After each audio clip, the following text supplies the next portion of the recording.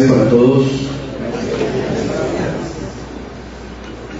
Para nosotros es de mucha alegría estar acá en la ciudad de Ibagué, en este 14º Congreso Espírita Colombiano, y sobre todo ver el avance, el movimiento en esta región y la asistencia, no solamente física sino espiritual, que este Congreso tiene. El tema que hoy vamos a revisar, que trata sobre algunos de estos avances científicos tanto en la divinidad como en reencarnación, traemos algunos aspectos solamente porque hay mucha información al respecto, ¿no? Entonces reciban un saludo fraterno, nuestra Operación Espírita de Dinamarca, de la Asociación Espírita Tercera Revelación y todos los grupos, de Sendero de la Esperanza, Ruedas de Luz, el Círculo de Fuerzas Amigas, y Allan Kardec y Amorife, todos están aquí presentes, compañeros de nuestra federación, y también de la Asociación Médico Espírita de Colombia.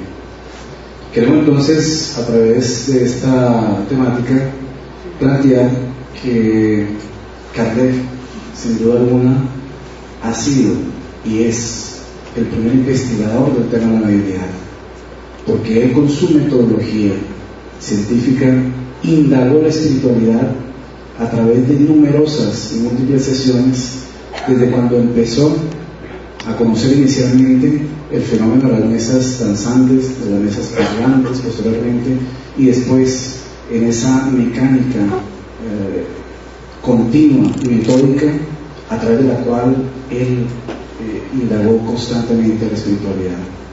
Y fue precisamente a través de algunas mediums especiales con características muy particulares en su fenomenología y sobre todo en su condición moral, que fueron los elementos que la espiritualidad colocó a su lado, a su alrededor, para poder desarrollar la tarea y la misión que él traía.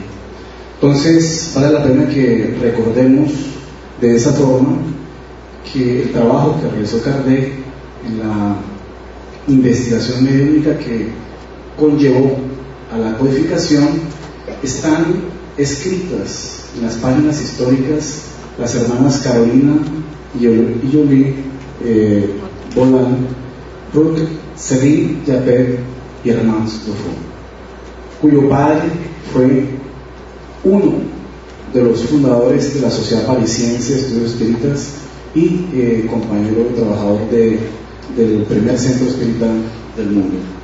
Entonces, pero no solamente sobre ese tema de la mediunidad, sino especialmente en reencarnación, Kardec y el grupo del Espíritu de Verdad colocó a través principalmente del libro de Espíritus las nociones fundamentales de la doctrina de la reencarnación, de la creencia en la reencarnación, con una nueva faceta, quitándole todos los artificios o misticismos que esta doctrina de la reencarnación ha tenido a través de la historia, o tenía a través de la historia, y precisamente él lo dejó plasmado, el capítulo 5, el libro 2 del libro de Espíritus, cuando realmente afirma lo siguiente: al predicar la pluralidad de existencias corporales, los espíritus reproducen pues una doctrina que nació en las primeras edades del mundo, o sea, un reconocimiento de la creencia milenaria que ya estaba inmersa en la humanidad y que hasta nuestros días se ha conservado en lo íntimo del pensamiento de muchas personas, solo que nos lo ofrecen bajo un aspecto más racional, y es así que dice, más conforme con las leyes progresivas de la naturaleza y más en armonía con la sabiduría del Creador, descartándola de todos los accesorios supersticiosos. Y todo el que lea la inmersión en los conceptos de reencarnación que hay en la doctrina espírita, veremos que son unos conceptos diáfanos, claros y muy comprensibles para todo aquel que tenga acceso a la obra de la codificación. Entonces, es esencialmente como decía la palabra anterior, racional, pero también eminentemente moral. Y hay una connotación muy importante, porque a través de las horas de la codificación, fundamentalmente observamos esa faceta.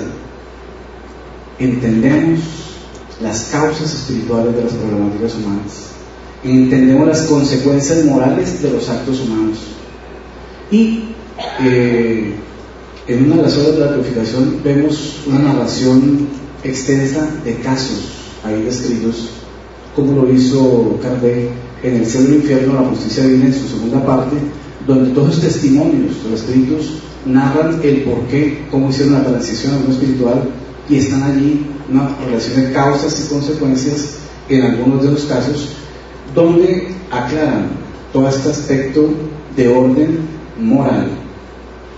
Entonces, no solamente Kardec dio esta panorámica de la ley de la reencarnación como una ley natural, inmersa en la conciencia, en la mente del ser humano, sino que autores contemporáneos y posteriores a Kardec, como Gabriel Alain, en esta obra, precisamente que lleva como título Investigaciones sobre la mediunidad, una obra tal vez menos conocida por muchos de nosotros, pero que se constituye en uno de los clásicos, que hace un resumen de una serie de temáticas de la época en relación a las manifestaciones mediúnicas, y que nos habla de las investigaciones que hicieron para esta época, mitad del siglo XIX, y nos habla de la escritura automática, de la mecánica, de los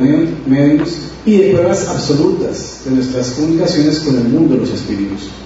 Entonces, también Gabriel que hace la continuidad del aspecto científico de la doctrina espírita, nos hace un legado muy especial en esta obra. Y él abordó también el tema de la reencarnación con este documento, la reencarnación, documentos que hablan al respecto, y las vidas sucesivas. Entonces, a través de estas obras, que pueden conseguirse todavía dentro de la literatura, se hace una inmersión en los dos temas fundamentales que hoy estamos abordando. Esto desde esas épocas para acá. Sin duda, son dos de los postulados fundamentales. Sabemos que el primero es Dios, la inmortalidad, la comunicabilidad, que está plasmada en la mediunidad, pero el de la reencarnación, la ley del perfecto, todos son realmente complementarios, interdependientes, y están realmente interconectados, ¿no?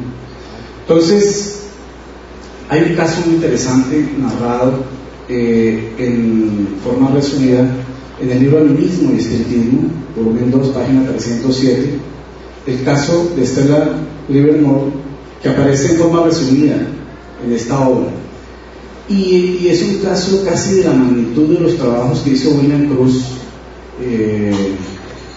en esas materializaciones de Kathy King, porque fueron múltiples sesiones que realizaron, y en este caso también fueron múltiples sesiones que ocurrieron y que todos ustedes pueden revisar en profundidad. Esta señora que aparece con el nombre de Stella Livermore era la esposa de un banquero muy conocido en Nueva York para la época de 1860, y en ese año este reconocido banquero tuvo la infelicidad de perder a su esposa, ¿sí?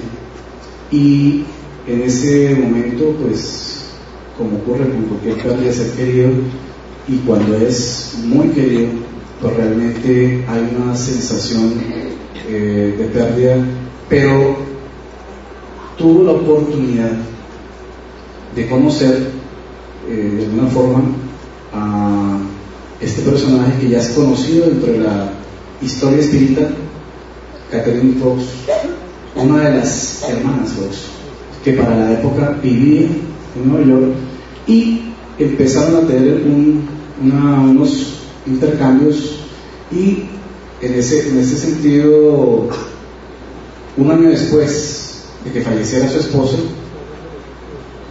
se dejó seducir por el deseo de comunicarse con el espíritu de su mujer, dando inicio a una serie de sesiones con la célebre medium Kate Fox.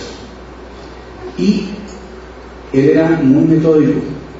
Este banquero, así como seguramente tenía sus cuentas, tenía todos sus aspectos financieros bien determinados, también era muy metódico y empezó a hacer actas pormenorizadas de cada una de esas sesiones. No fueron 1, 2, 3, 4, 5, 10, fueron 300, más de 300 sesiones que hicieron durante 5 años. Y entonces hay una referencia a este aspecto en una obra que habla sobre las mujeres americanas notables, unos diccionarios biográficos que varios autores publicaron y que está catalogado en la librería del Congreso de los Estados Unidos. Ellos hicieron una revisión y de mujeres notables entre los años 1607 a 1950, y en la página 656 de esta obra encontramos la referencia a este banquero neoyorquino, donde dice que con su amigo Robert Dale Owen, quien frecuentemente atendía las sesiones entre 1861 y 1866, su esposa, muerta, frecuentemente acompañada, ya se ven aquí, de Benjamin Franklin, espíritu, ¿no? Hablaba a través de Kate, o sea, de una de las hermanas Fox, algunas veces en la casa del banquero y otras veces en la casa de la hermanita Fox. Y eso ocurrió durante muchas veces. Resulta que hicieron unas actas. Miremos acá cuántas veces se reunieron ellos. 388 sesiones tuvieron entre los años 1861 a 1866. Y de cada una de esas sesiones se hicieron actas. Charles hizo sus actas muy detalladas, donde describía todos los aspectos fenomenológicos que empezaron a ocurrir, manifestaciones, efectos luminosos. Y después de la sesión número 46 aproximadamente, empezaron a producirse las materializaciones de su esposa, y así fue que él entró en un contacto directo, teniendo las pruebas de la inmortalidad profunda de su esposa, que regresaba del más allá para tener con él estos encuentros, que fueron acompañados entonces por el espíritu de Benjamin Franklin, que también se materializó numerosas veces dentro de estas sesiones. Algo poco conocido, pero que realmente está descrito y está corroborado y certificado por algunas de las personas que asistieron, el cuñado del banquero y un médico, el Dr. John F. Gray, quienes testimoniaron por escrito la autenticidad de estas manifestaciones prodigiosas, así como los detalles nítidamente narrados en las actas. Entonces, hay un caso bien interesante.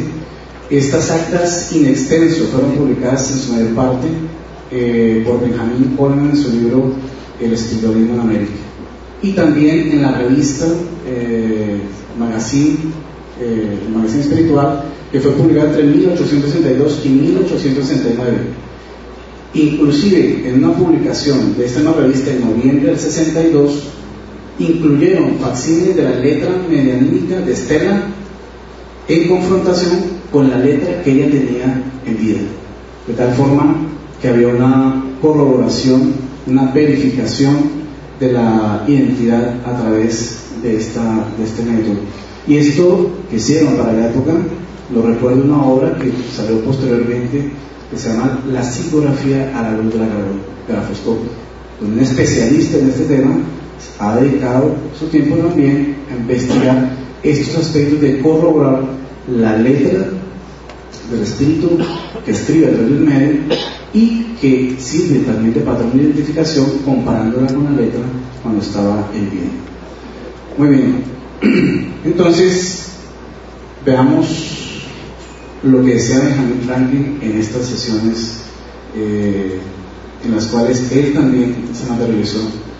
Y él decía que juzgaba que las pruebas por él ofrecidas en apoyo de la sobrevivencia del espíritu humano debían bastar para arrancar de los olvidos toda sombra de duda relativa al futuro del más allá, ¿no? Entonces muchas veces pensamos que basta mostrar para creer, ¿no? Y a veces eso no es suficiente, ¿no? Por eso tenemos que creer a través de la razón, no solamente por los hechos que nos muestren, y eso es un proceso que es una constante en la historia, ¿no? El proceso del aprendizaje, del conocimiento y también de la transformación interior de nuestros seres, como seres humanos, ¿no?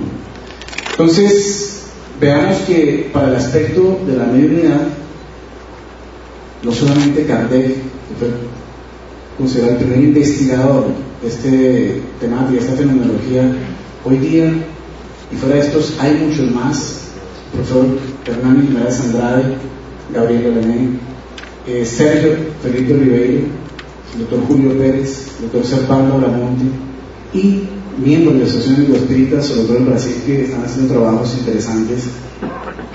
Este doctor Servando Bramonte, que es un cardiólogo de Cuba, tuvimos la oportunidad con la doctora Alma de la Gracia, aquí presente, de escuchar su trabajo el año pasado, en junio, en un congreso en el Espírita en la ciudad de Sao Paulo, donde él mostraba el trabajo que hicieron con medios antes, durante y después del trance, a quienes midieron algunos parámetros especiales: tensión arterial, frecuencia cardíaca,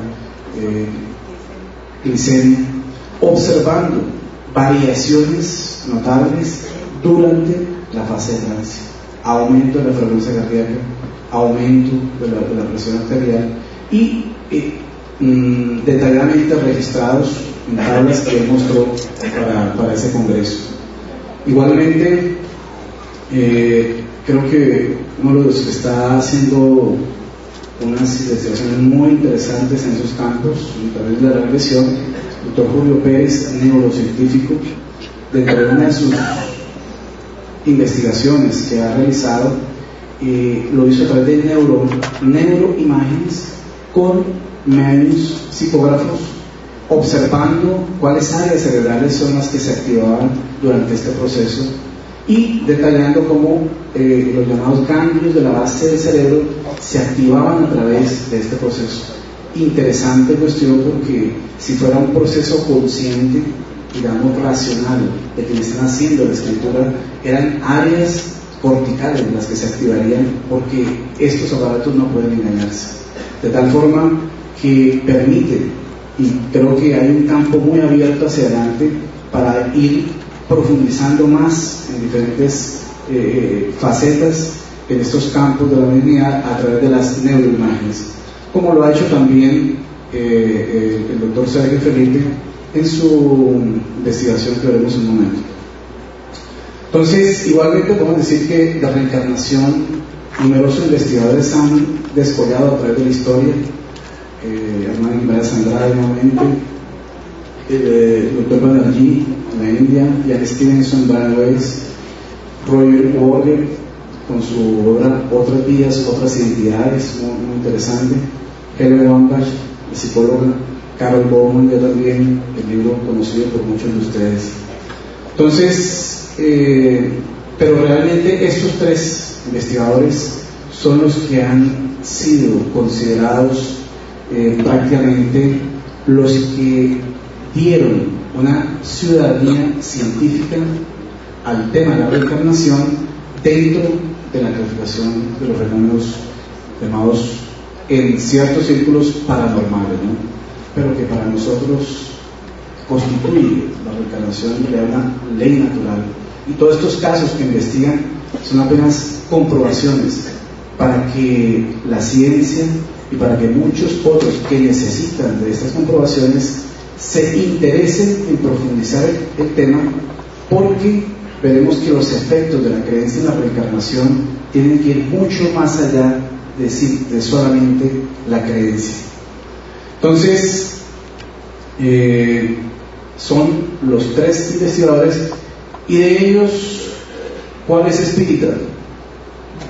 La doctora Hernán Guimaraes Andrade, que creo es la figura más descollante en Brasil en este campo, ¿no? Ellos, sobre todo el doctor Danelli, acuñó el término de memoria cerebral para referirse precisamente a todas esas informaciones que brindaban los niños o adolescentes que hablaban sobre sus vidas pasadas. ¿Y dónde estaba esa información si no estaba en su cerebro físico? ¿En dónde estaba esa información? Entonces, nos parece muy apropiado el término de memoria extracerebral, porque si no está en el cerebro, está por fuera del cerebro, está extracerebral. ¿Pero en qué cerebro? En el cerebro, nosotros, espiritual, o en otras regiones donde se guarda la información en el psiquismo, ¿no? Muy bien, entonces es por ellos, por estos investigadores, que a través de sus trabajos colocaron la reencarnación como un fenómeno natural basado en hechos y no un producto de la imaginación o simplemente una creencia religiosa. Entonces ese es realmente el papel de la ciencia también, desmitificar muchas veces estos procesos, estas creencias, colocarlos en un plano científico, pero para que tengan consecuencias en la sociedad, consecuencias de orden moral, consecuencias de orden comportamental. Si nosotros realmente reflexionamos sobre esta temática, vemos que en cada uno de nosotros, en los seres humanos que así lo asimilan, va a tener realmente efectos comportamentales. Entonces, este médico indiano, psiquiatra, veremos que investigó más de 3.000 casos sugestivos de reencarnación, como llaman ellos, ¿no? Y 25 años de investigación, media vida dedicada al tema. Esta es su principal obra, Vida Futura y Pretérita, un impresionante estudio sobre la reencarnación. Igual el doctor Ian Stevenson, veamos, más de 2.600 casos y 38 años de investigación en este campo. Su primer libro es, creo, el más conocido, 20 casos sugestivos de reencarnación. De esos 2.600 solamente seleccionaron 20, los principales, seguramente los mejores, los más contundentes. Y esta obra fue traducida al portugués también y a otros idiomas. Su último libro, Casos Europeos de Reencarnación, algo también interesante, ¿no? Que muchos de los casos que empezamos a ver eran por allá de la India, del Oriente, que ellos allá creen en la reencarnación desde hace muchos años, y no es lo mismo que ocurran casos europeos de reencarnación, como aparece en esta obra, ¿no? Muy bien, y por último, Hernán Guimaraes Andrade, que a través de su Instituto Brasileño de Pesquisas Psicobiofísicas, cuyo objetivo fundamental de ese instituto que fundó era básicamente demostrar científicamente los fenómenos paranormales, la reencarnación, la obsesión espiritual y la transcomunicación espiritual. Y todo el que ha seguido sus trabajos, veremos que en esos diferentes campos hay realmente trabajos muy interesantes que él publicó por varias fuentes. Su principal trabajo tal vez Reencarnación en Brasil, donde narra 8 casos en extenso con toda serie de detalles, que fue publicado también en español como 8 casos de reencarnación, y su última obra, Renaciendo por Amor. Entonces creo que ellos, que son los principales hoy día, hay muchos más, han aportado su valioso trabajo y experiencia en este campo. Entonces podemos decir, o podemos preguntarnos, ¿creer en la reencarnación es suficiente? ¿Es suficiente creer en la reencarnación? ¿Qué nos hará falta? ¿Ah? Las consecuencias del conocimiento en el comportamiento. Porque una cosa es creer en la reencarnación y otra cosa es vivir sabiendo que la reencarnación existe y que yo asumo esa ley en nuestras vidas, en mis actos mentales, en mis actos sentimentales y en mis comportamientos. Entonces, de ahí lo importante en ese sentido. Por eso, Allan Kardec, muy sabiamente, hablando sobre esta misma temática, nos dice que la doctrina de la reencarnación es la única que responde la idea que nos formamos de la justicia de Dios, porque solamente a través de las múltiples oportunidades podemos explicar las desigualdades humanas en todos los campos, la desigualdad en todos los campos, y también es la única que puede explicarnos el porvenir y fundamentar nuestras esperanzas. Y esto es algo aún más interesante, porque cada vez que hablamos de reencarnación pensamos es de aquí para atrás, qué fuimos, qué hicimos, y realmente muchos de los procesos terapéuticos van conducidos a hallar en el ayer la causa de la problemática de hoy para subsanarla, equilibrarla, etc. Pero miren lo que nos habla acá, la única cosa es el porvenir y fundamentar nuestras esperanzas. Estamos hablando hacia el futuro, porque es una ley que no guarda límites en el tiempo. Y concluye diciendo que la razón así nos lo indica y los espíritus así lo enseñan. Entonces, nosotros con nuestro estudio racional llegamos a sintonizarnos con esta ley, porque los espíritus, sobre todo el espíritu de verdad que plasmó toda la purificación, que están mucho más adelante en conocimiento y sabiduría, así no lo plasmaron, ¿no? Entonces, veamos que hasta en los filmes hoy día vemos plasmado el tema de reencarnación, y todos los que han visto esta película, el filme de los espíritus, podrá ver que está inmersa ahí esta temática de la reencarnación en la divinidad, por el caso de este psiquiatra que, siendo el protagonista, viviendo una serie de perturbaciones, halló a través de una reunión mediúnica las causas de sus problemáticas, y tuvo el acercamiento de aquel espíritu que se considera una víctima, y a través de lo que van a ver era un victimario. Entonces, estos planos, digamos, que colocan también de una forma más amplia esta temática, nos ayudan a difundir estos postulados desde otro ángulo, pero con las bases de la investigación que hicieron para llevar esta película. El doctor Sergio Felipe, en este artículo Contribución al estudio científico de la relación espíritu-cuerpo, nos hace una narración muy interesante. Él es el director clínico del Instituto de la Pineal, que tuvimos la oportunidad algún día de conocer allá en Sao Paulo, y es quien dirige, es el responsable por esta cátedra de medicina y espiritualidad en la Facultad de Medicina de la Universidad de Sao Paulo. Él nos afirma realmente que llegando a las células, las fuerzas del pensamiento, emanaciones originales del espíritu, accionan los comandos complejos de la motilidad intracelular a través de los microtúbulos.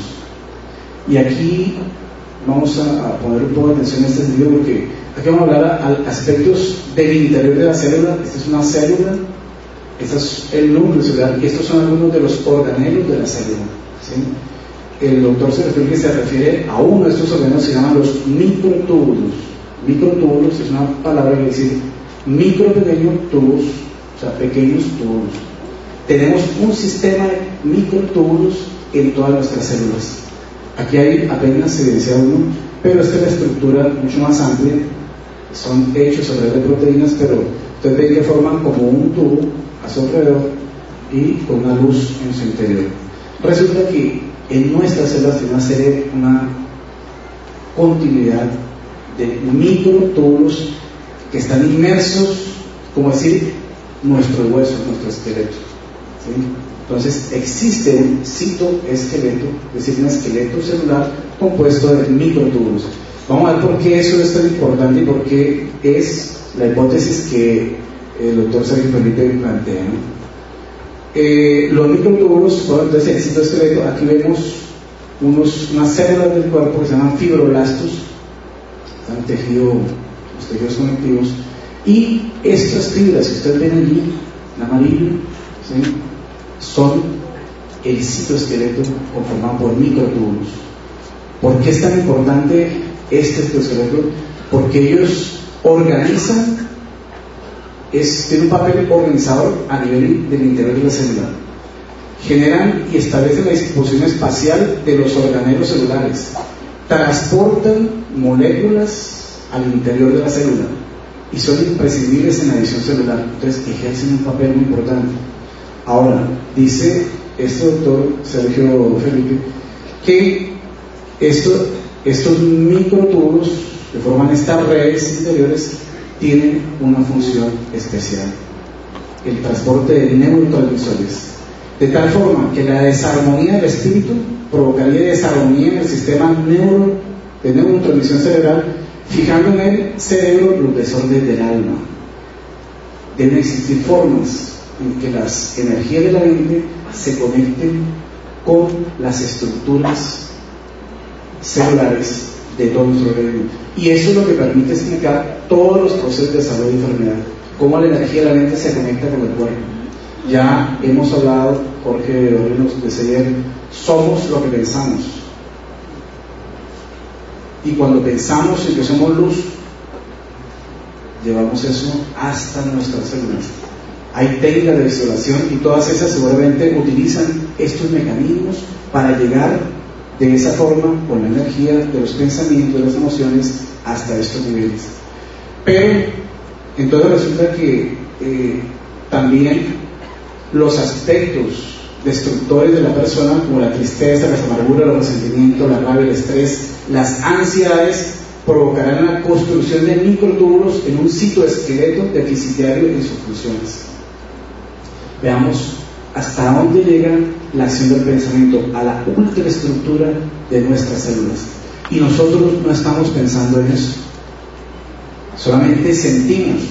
Y todas las clases que van a hablar de las emociones destructivas, pero las emociones positivas, si esto hace este tipo de emociones destructivas, que harán las emociones constructivas, la alegría, el amor, la felicidad, todas estas sensaciones que impregnan nuestras células y que realmente estarían también generando una organización al interior de nuestras células. Entonces, he ahí lo importante, porque ahí vemos realmente las conexiones del espíritu con el cuerpo, de la mente, del psiquismo, con la fisiología celular, y vamos encontrando respuestas en este sentido, ¿no? Entonces, corroborando estos aspectos, este autor no espírita, el biólogo, uno de los exponentes de la nueva biología, en su libro La biología y la creencia, él tuvo un hallazgo muy interesante. Él encontró que estas proteínas integrales de membrana, aquí está una célula, esta membranita que la cubre, es realmente uno de los órganos especiales de toda la célula. Aquí la vemos ampliada, esta membrana, ¿sí? Tiene una serie de estructuras allí, pero tiene unas proteínas que atraviesan la membrana.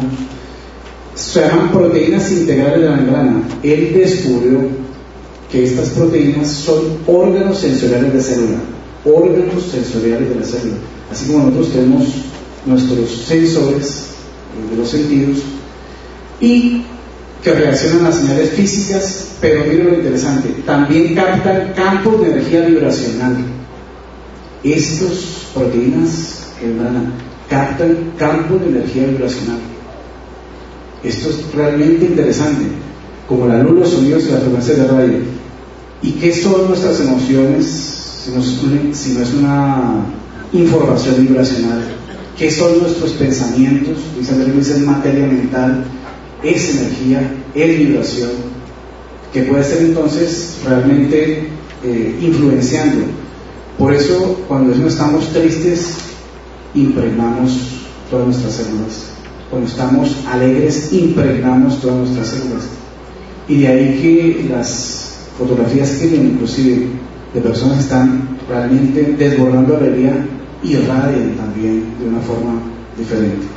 Entonces, tengamos en cuenta este aspecto porque él llegó a la conclusión que el comportamiento biológico puede ser controlado por fuerzas invisibles, incluyendo el pensamiento.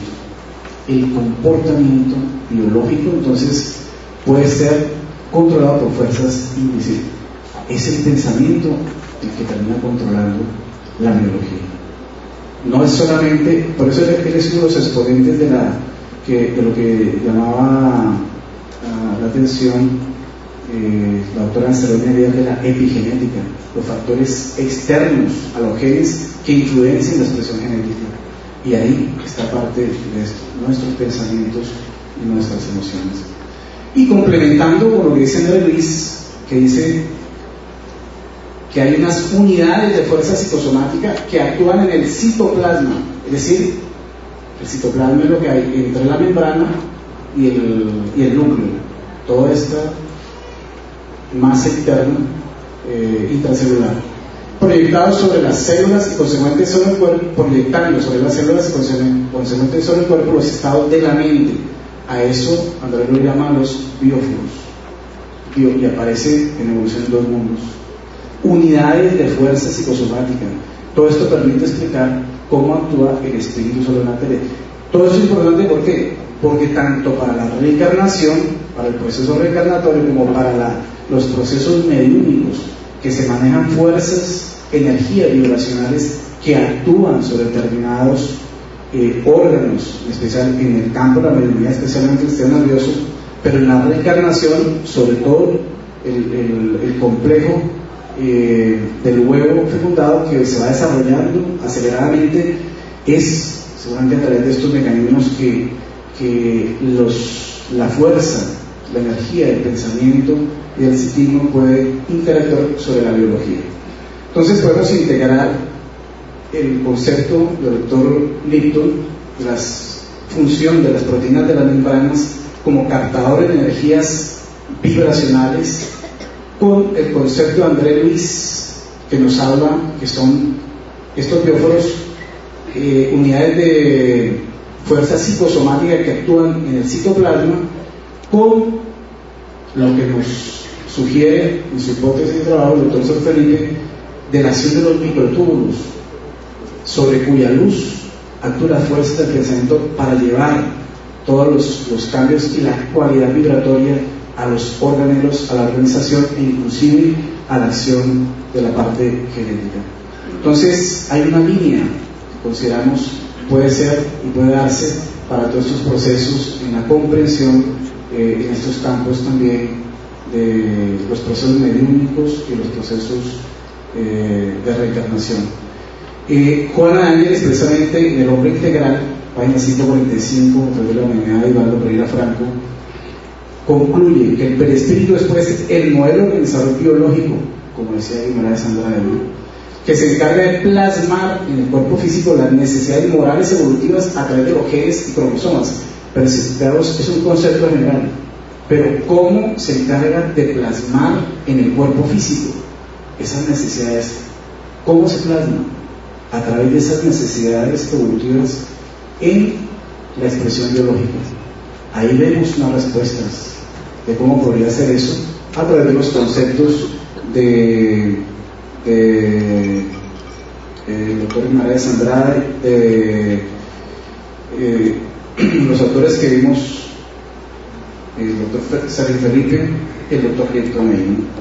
Entonces veamos que él considera que entender el proceso de la relación espíritu-materia, así como los dominios de la neurofisiología de los estados de trance y posesión, o más propiamente la mediunidad, rescata para la actualidad las consideraciones de Descartes al respecto de la pineal y la biofísica de la conexión cuerpo y alma. Entonces, no está tan errado Descartes cuando hablaba de la unión que es el alma con el cuerpo a través de la pineal. Entonces, nos dice que la facultad propiamente dicha depende del organismo, y de los medios. Y en el Evangelio amplía, la mediunidad es una cierta predisposición orgánica con la cual las personas se hallan investidas. Hay un sustrato biológico de la mediunidad que es precisamente el terreno neurológico. Entonces pensemos, ¿qué pasa en el cerebro de un medium cuando está en trance? ¿Qué ocurre? Deben haber unos procesos que están ocurriendo allí. Y el doctor Sergio Felipe dice, podemos inferir que la pineal humana presenta una estructura y función apropiada para captar ondas del espectro electromagnético y transformar en neuroquímica. ¿Cómo de la mente pasa al sistema nervioso, se convierte en neuroquímica? Aquí tenemos la pineal, una fotografía del trabajo del doctor Sergio Felipe. Considera entonces el órgano sensorial de la mediunidad, otra pineal aquí. Y en estas neuroimágenes se observan las calcificaciones de la pineal, esos cristales que él estudia, y que aquí hay un corte de la pineal donde se observan estos gránulos en el trabajo que él ha desarrollado, cristales de la patita.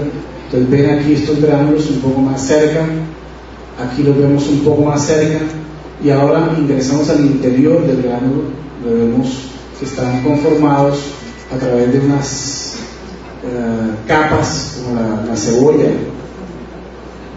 y entre las capas hay pasos, lo que muestra que son metabólicamente activos, dice interesante. Y observamos aquí los diferentes gránulos. ¿Qué dice de esa hipótesis? Que todos estos gránulos, todos estos cristales de patita, realmente actuando como un proceso diamagnético, permiten secuestrar las ondas electromagnéticas que rebotan y son captadas y transformadas en procesos neuroquímicos. Entonces, veamos resumen que la pineal como órgano de captación en el proceso de la mediunidad, una actividad de sensopercepción, va y actúa sobre el tálamo, que es un archivo de informaciones magnéticamente captadas, y de allí parte para el sistema límbico, áreas corticales, áreas cortical frontal, para los diferentes procesos de la mediunidad, reacciones emocionales mediúnicas, psicografía, psicofonía, intuición y construcciones, veámoslo en imágenes, la onda que es captada a través de la pineal, va al tálamo, sistema límbico, reacciones emocionales mediúnicas, y a la psicofonía y la psicografía, que llegando a la pineal va al tálamo y va a las áreas correspondientes de la corteza cerebral donde se activa para ese tipo de funciones. Y lo mismo para la intuición en las áreas corticales frontales, ¿no? Entonces consideramos que existen redes neuronales de la mediunidad que se activan en esos procesos mediúnicos y que van desarrollando todo este proceso. Como dice en este trabajo que realizó el doctor Sergio Felipe sobre personas en estado de trance y posesión, donde hallaron precisamente que el tálamo es una de las regiones que tiene un aumento en el metabolismo. Eso aparece en los reportes, digamos, cuando hacen estas neuroimágenes cuando están en trance y posesión.